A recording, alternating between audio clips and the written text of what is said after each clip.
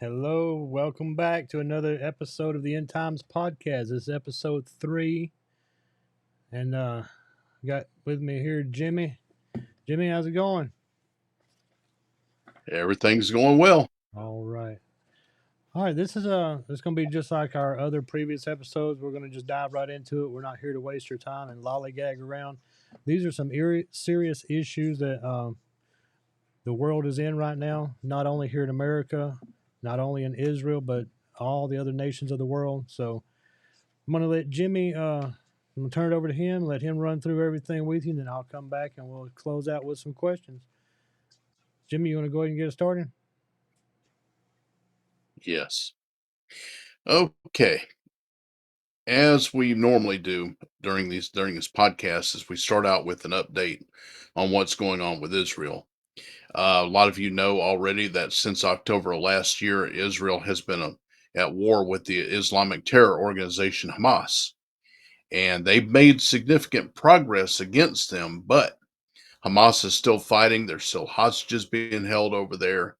Israel is also facing attacks from another group, Hezbollah. There's been difficulties trying to get the rest of the hostages out from over there. The United States is supposed to be an ally of Israel, keeps pressuring them for a two-state solution. We've already covered in a previous podcast the illegitimacy of the claim of a state of Palestine because that's just not so. Biblically speaking, that land belongs to Israel and is theirs forever. And if we were any kind of an ally, we would let them handle their business. And that's what they're doing because Hamas wants to destroy them.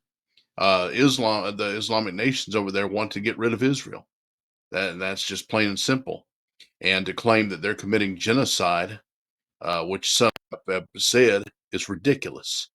And one of the other outrages is that the women hostages were brutalized over there and are probably continuing to be brutalized, uh, raped, tortured, murdered, mutilated. And yet it took 5 months for the UN to acknowledge that this happened. That's an outrage. That should not be. Um, Another alarming development that's been going on is the rise of anti-Semitism on college campuses here in our country. And there are other alarming developments, some of which have been stirring for some time. There was a Pew survey that was done 2 years ago, which found that 55% of Americans had a favorable view of Israel, but 41% had an unfavorable view. And that's not good, but yeah, especially when you break it down. If you look at the group ages 18 to 29, only 41% had a favorable view of Israel compared to 69% of those ages 65 and up. 71% of Republicans hold a favorable view towards Israel compared to only 44% of Democrats. A series of polls shows support for Israel among American evangelicals under 30 fell more than 35% in just 3 years. That is bad.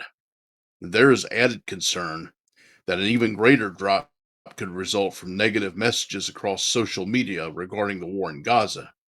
This is particularly troubling development in light of the fact that in recent decades, the church has made great strides in its relationship with the Jews. And the international community is, again, they're trying to impose a Palestinian state. And just to remind you, the term Palestine derives from the name the Roman Emperor Hadrian gave the land in the 100s AD after a Jewish rebellion was put down by Rome. Biblically speaking, a two-state solution is unthinkable. There is no, okay, we've got that covered, but now we're going to switch our focus more over towards America in this End Times podcast. And you may wonder why, and I'll explain that later. But first, I'm going to call your attention to an alliance that's been around for a little bit now that could potentially be one of many that will threaten the United States in the future, as far as their prosperity and prestige in the world are concerned. And the acronym is BRICS: Brazil, Russia, India, China, and South Africa. Okay.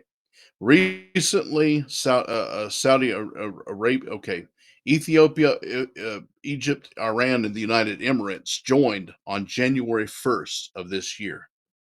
It's composed of 9 member states. What's its purpose? Could it pose a threat to the United States and is a significant player in the end times?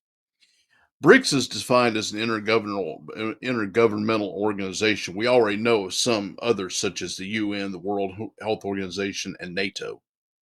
And it was originally identified to highlight investment opportunities. That was its purpose at the start. Now it's evolved into a cohesive geopolitical bloc. Since 2009, the governments of the member states have met annually at formal summits coordinating various policies. The BRICS members combined occupy about 30% of the world's land and contain 45% of the global population. These countries considered the foremost geopolitical rival to the G7 bloc of leading world advanced economies. The G7, Group of Seven Intergovernmental Political and Economic Forum, is made up of the USA, Canada, the United Kingdom, France, Germany, Italy, and Japan. Now, the BRICS countries operate as an organization seeking to increase economic cooperation amongst member nations and raise their economic and political standing in the world. This geopolitical bloc sees itself as countering the traditional Western-led global order. Some member states see the organization to boost their influence around the world. The dollar could face a growing challenge from BRICS countries. That could be a real problem for us. In a recent op-ed for Foreign Policy, former White House economist Joe Sullivan said they're mounting fears that these nations could create a currency to rival the US dollar in international trade. That could potentially topple the dollar from atop global trade markets and as the dominant reserve currency. BRICS officials had said that there's no plan and there's no such rival currency in the works, but at the same time, India has ordered a cluster of finance analysts and think tanks to study the prospects of a new BRICS currency. Therefore, the possibility of such a development is out there. Something like with the European Union has its euro, and so BRICS countries are trying to develop theirs.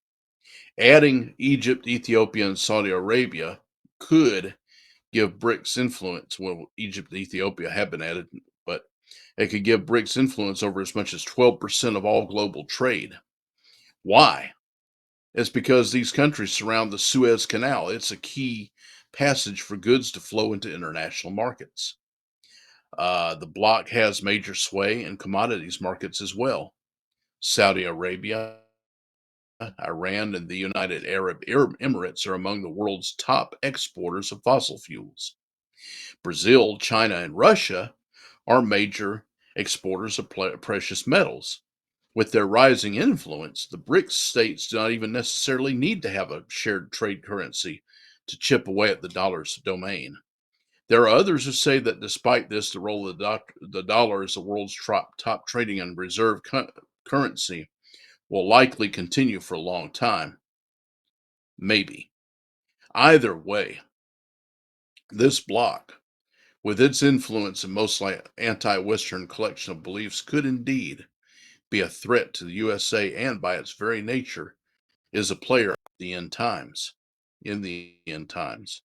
Russia's leader, Vladimir Putin, would like to see his country's might and glory restored. China is a technical totalitarian state. The Muslim countries in this bloc control a lot of wealth via petroleum, and among them, Iran hates America. And they hate Israel too, by the way. Iran's Finance and Economic Affairs Minister Ehsan Kanduzi said that the country joined BRICS and foreign investments. Sanctions by the U.S. drove a decline in foreign funds. Apart from BRICS, Iran joined the Shanghai Cooperation Organization in 2023, forging new alliances with China, another rival to the United States. It is also extending bilateral ties with SCO member nations like Pakistan, Kazakhstan, Kyrgyzstan, and Uzbekistan, among others. Now, Here's an important point. This is one of the main points I wanted to make here. America, like Israel, is a nation that was dedicated to God. No, we are not talking about or advocating Christian nationalism. We're not doing that. We're simply stating the facts. When we read the Bible, we see that God, after the Tower of Babel debacle in Genesis 11, began calling a people unto himself, starting with Abraham. Centuries later, in the mid 1400s BC, this came to fruition with Moses, the exodus from Egypt, and later Joshua and the Israelites' conquest of the land of Canaan, promised land. Even though the Hebrews decided they wanted a king like the other countries around them, the people and the nation were still subject to God. After Saul, Israel's first king, fell into disfavor with God, David was raised up by the Lord to be the next king. And between David and Solomon, the kingdom of Israel reached its peak, complete with the construction of a magnificent temple. Solomon fell into grievous sin for a time, coming back to his senses in his old age and writing the book of Ecclesiastes. Solomon's son Rehoboam, he followed bad advice. This led to a splitting up of the kingdom of Israel. 10 tribes followed Jeroboam, a servant of Solomon's who had rebelled against Solomon, while Judah and Benjamin remained loyal to Rehoboam. The capital of the northern kingdom of Israel was Samaria. His first leader, Jeroboam, led the people into idolatry. None of the kings of the northern kingdom were good. The Assyrians conquered the nation in 722 BC. Rehoboam was the first leader of the southern kingdom of Judah, whose capital was Jerusalem. This southern kingdom did have some good kings, such as Asa, Jehoshaphat, Hezekiah, and Josiah, to name a few. But they also had some evil ones. After Josiah, the rest of the kings were evil, and Babylon, conqueror of Assyria, conquered the southern kingdom of Israel in 3 waves. They occurred in 605, 597, and 586 BC. This last conquest saw the destruction of Solomon's temple and of Jerusalem. Exiles would eventually return there beginning in the later 530s BC under the auspices of the newly ascended Medo-Persian Empire, but Israel would not reemerge as a nation on the political map until 1948. What's the point of all this? God does and will judge nations. However, those nations that are dedicated to God are even more accountable to Him. Israel learned that the hard way. Now we turn to the United States of America, another nation that was dedicated to God. As far back as the first colonists, there was a Christian vision for America. The first English settlement in the New World, Jamestown, was established with the landing of 104 people in Virginia in the year 1607. They were members of the Anglican faith, the official Church of England. In 1619, the first representative legislative assembly, where our American heritage of representative government was born, met at the Jamestown Church.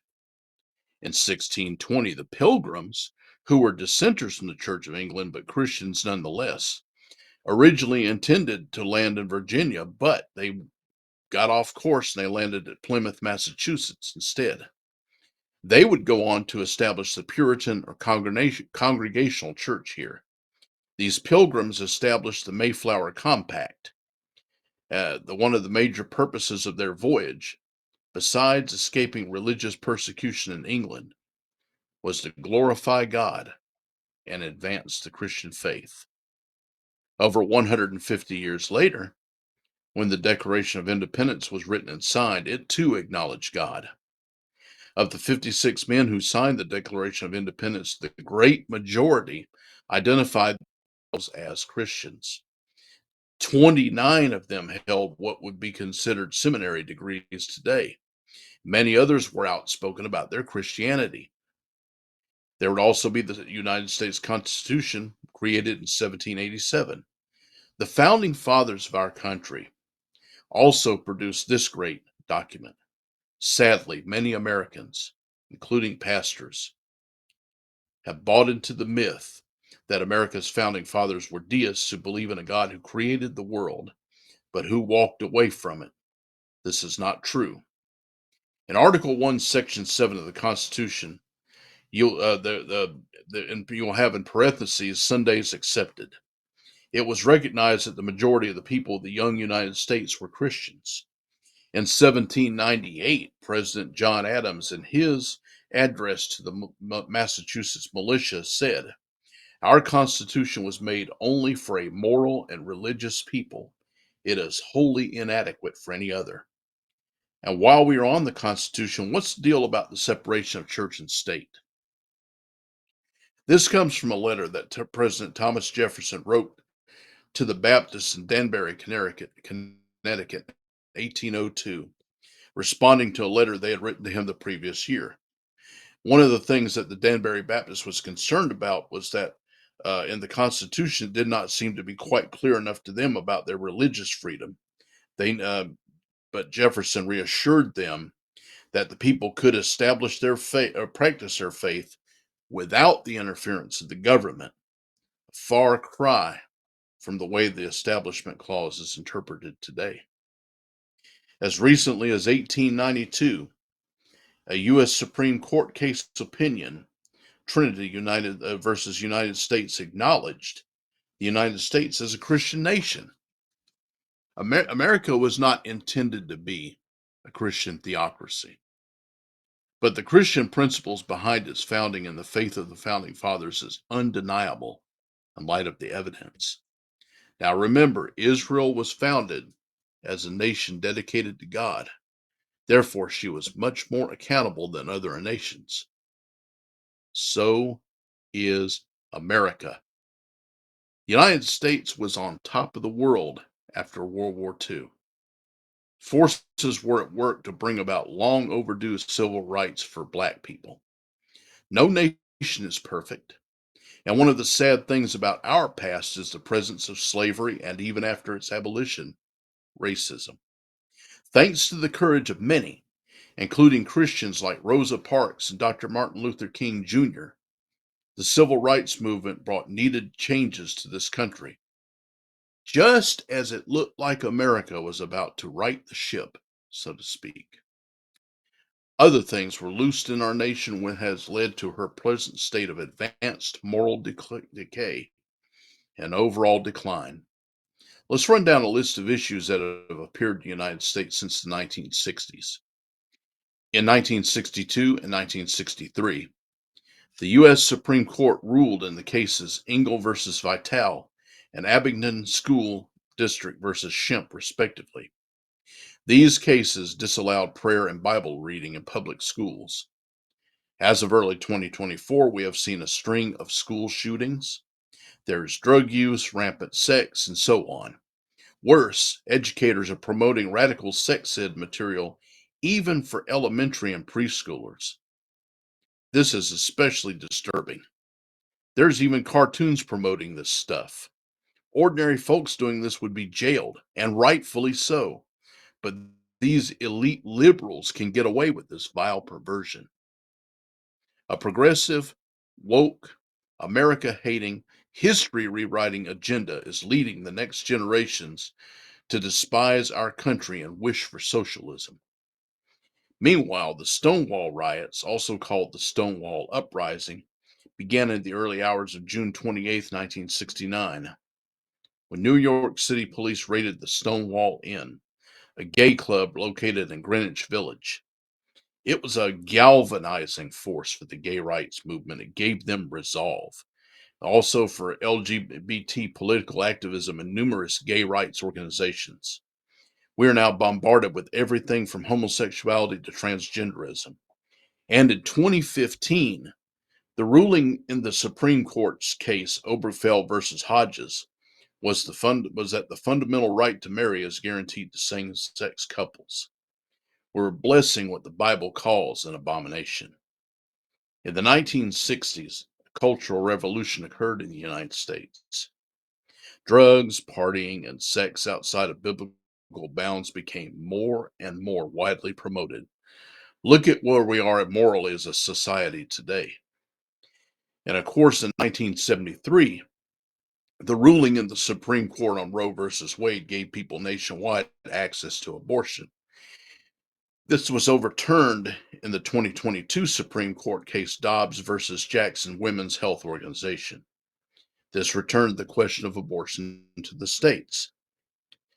And another time, the American people would, for the most part, have been against abortion. Now, although we do have people who believe in the sanctity of life, there are those who scream bloody murder when Roe versus Wade was overturned. They want their sacrifices at the altar of Baal. They want to slaughter the unborn for their own various reasons so that unwanted or inconvenient children won't get in the way. Over the decades since the 1960s, we've seen a dramatic increase in government corruption. There were some periods, such as under Presidents Ronald Reagan and Donald Trump, when strides were made to make things better, but as a rule, it has been in a downward spiral, especially under Clinton, Obama, and most definitely Biden. The hidden liberal progressive globalist agenda is no longer in hiding. These corrupt folks are out to remake America into a socialist nation under globalist control, where every biblical abomination will eventually become law. Or at least that's what they want anyway. Yet folks still wonder why our nation is in decline. Our economy is in a mess. The government has become more communist than free. Religious liberties, especially those of Christians and Jews, are under constant. The government feels it can raise the people's children better than their parents can. The progress we had been making on racial relations has been torn to pieces by leftists wanting to divide us so that we cannot come together and defeat their plans against America. Climate and COVID hysteria are called science, while rational critics are discredited and silenced. Political enemies are unconstitutionally attacked and even prosecuted. The military is in a recruitment crisis. The younger generations are more entitlement minded and more easily offended than anyone before them, and are therefore unprepared to lead America with strength, and our nation is a laughing stock to the world. We are no longer feared and respected. We are now distrusted, snubbed, and taunted. Our leaders kowtow to nations who hate us, allow an invasion via an endless tsunami of illegal immigrants. And then they turn around and throw patriots and other God-fearing citizens under the bus. And yet at baseball games, we still sing God Bless America. Now, how can God bless this nation that has thrown off its Judeo-Christian roots and is wallowing in the pig pen of everything that God hates? China is the main force behind the current fentanyl crisis. Yet politicians have so many connections, financial and otherwise, to that country, they're afraid to confront China, even as it destroys America piece by piece. Now, you can say what you believe or believe what you want about the 2020 presidential election, but we do not accept the outcome as legitimate. In 2022, Dinesh D'Souza released a documentary called 2000 Mules. In it, consulting with various experts, it was proven through geo-tracking and video evidence that there is considerable reason to doubt the results of that election. We know about video surveillance, but what is geo-tracking, which is short for geolocation track, by obtaining GPS data from their smartphones or other GPS-enabled devices. Geolocation tracking has revolutionized crime investigation by providing law enforcement with real-time location data. This technology enables police to locate and apprehend criminals quickly. That's just one of its uses. Geolocation tracking has been used heavily in the leftist motivated January 6 prosecution efforts. Yet when you go to on the internet, look up Dinesh D'Souza's utilization of this very same technology in 2000 Mules, you will find article after article from the mainstream media, of course, dismissing his evidence in various disparaging ways. The fix is in, folks. All nations have at least a little bit of corruption. Nations that are in decline, like America, or already malevolent, have a lot of corruption. This is one more piece of evidence to that effect. And then there is George Soros. If ever there was a person who hated the United States, it's him. From various sources across the web, he is painted as a generous, benevolent philanthropist. Conservative news outlets tell the truth about him. He pumps millions of dollars into the campaigns of radical leftist district attorney candidates in large cities throughout the country. Once elected, they can wreak havoc on the country in numerous ways. George Soros also manipulates the media by stifling and smearing center-right political voices. Now he's poised to take a huge stake in America's second largest radio company, which owns more than 220 stations nationwide. Soros pours money into liberal politicians' campaigns. He put more than $28 million into Democratic groups in the 2020 election and $125 million into his super PAC ahead of the 2022 midterm elections. What he did is he fueled investment in Democratic political groups and races. Now, George Soros is in his 90s, and he's confirmed that his younger son, Alex Soros, will be taking over his philanthropy empire.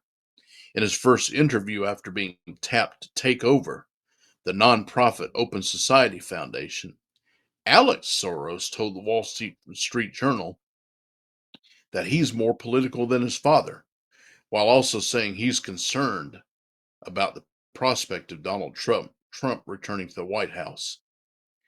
None of this bodes well for the integrity of the 2024 presidential election. Will America be able to regain her greatness and survive God's judgment? In order to at least attempt to answer the questions, let's look at Israel, another nation dedicated to God. In ancient days, there may have been a time when Israel could have been restored, but somewhere along the way, a tipping point was reached. Long after the northern kingdom of Israel had been conquered by the Assyrians, the southern kingdom of Judah still existed, but then there came an extremely wicked king named Manasseh. The son of the godly king Hezekiah, Manasseh dove head first into the cesspool of religious abomination and idolatry. He reversed the great moral strides his father had made. The Babylonians captured Manasseh, and while he was imprisoned, he humbled himself greatly, and God brought him back to Jerusalem. Manasseh commanded the people to serve the Lord God of Israel. The fact that Manasseh repented was commendable, but did that guarantee the restoration of Israel? No, it did not. Manasseh's son Amon ruled for a short time and was wicked. He was assassinated. Josiah, Manasseh's grandson, ruled afterwards. He would be the last godly king of Judah. In the 31 years of Josiah's reign, he worked hard to turn the nation back to God. However, the Lord told him that judgment was coming, although it would not come in his lifetime because he humbled himself before him. The last king of Judah was Zedekiah, an evil man, and it was on his watch that the kingdom of Judah was fully conquered by Babylon. This account of the overthrow of Judah is first given in the book of 2 Kings, also 2 Chronicles. And one of the reasons given for this judgment is because of the sins of Manasseh, according to all that he had done, and also because of the innocent blood that he had shed, for he had filled Jerusalem with innocent blood, which the Lord would not pardon. Just as Judah went through times of spiritual reform and apostasy, because the people had been corrupted, so America is now in a state of spiritual division. Roe versus Wade has been overturned, but not before more than 63 million unborn children had been aborted. That's a lot of innocent blood, but it isn't the only innocent blood that's been shed. How many people died needlessly from COVID-19 because the government's deliberate push to ban effective treatments, plus other protocols they put in place during the pandemic? How many innocent people have been executed on death row? How many have died due to workplace or construction negligence or in riots fueled by leftist propaganda? How many people have been murdered by those in high places who did not want certain information to get out? I could go on and on. But the point has been made. If there is one thing that God hates, it is the shedding of innocent blood. Now people again screaming bloody murder about the overturning of Roe versus Wade. Like the people of ancient Judah reforming under godly kings and then going after abominations once ungodly leaders ruled, so a large part of the American population has become hopelessly corrupted. From abortion to perversion to legalization of marijuana for recreational use, from the pushing of God out of the public square to the reveling in other religions or perhaps no religion at all. Many could not care less about biblical morality. Never again would the people of Judah be wholly right before God, and the same can be said for America. Even if Trump or someone else like him who sincerely cares about our country gets elected in November, what we will have is a reprieve. We would be living in the days of Josiah as a nation. If another election fiasco occurs this fall, then we may find we have progressed beyond those days into some very dark territory spiritually and nationally. Either way, if what happened in ancient Israel is indeed a template for America, then we reached a tipping point a long time ago. Judgment is coming sooner or later. America does not appear in the Bible in end time prophecy. In fact, the whole Western Hemisphere is not in the picture. Does that mean the USA will cease to exist? Probably not. It's possible that our country could be wiped out, but not likely. This nation has far too many resources of every description for an enemy to waste it all by bombing us out of existence. Even a nationwide EMP strike is unlikely. Why would an enemy take out all of America's electronics when much of it could be used for their purposes? Targeted EMP strikes would be much more likely if the takeover of America ever comes to military force. What is happening is our country is being infiltrated by its enemies, taken apart one piece at a time. It is being remade into something the founding fathers never intended, and many are either too blind to see it or too compromised and corrupted to care. Just as ancient Judea was occupied and ruled over by various empires, including the Roman Empire at the time of Jesus, so the most likely outcome for the United States is that it will become a tool in the hands of a foreign power, made to serve them and eventually a global government. I would like to be wrong, but I don't think so. Now, before we get to the questions, there's a book I would love to recommend for reading. It's called Blood Money: Why the Powerful Turn a Blind Eye While China Kills Its Americans by Peter Schweizer. And it's published just this year, so it is hot off the press. Yes. And what you read in it will blow your mind and outrage you. You will be shocked, not only at what China's doing to America, but how our own politicians are sitting back and letting it happen because too many of them have ties to China. Yes. Yes. Wow. That was a lot to take in and consider. Again, if y'all want to reach out to us, reach us at the website at itaintoverministries.com. You can hit the contact button, send us a message there on a contact form, or reach out to us via email, IAOM at itaintoverministries.com. So just a couple of questions over what all you just went over. So as of right now, are there any further developments in the Israel-Hamas war? Well, they're trying to put together a ceasefire, but Hamas keeps pushing back against it. So they're still fighting, Yeah, and there's still hostages and there's still casualties. yeah. It's amazing how, as it goes with Israel, so it goes with America, and all your major news outlets are turning a blind eye to that at the moment.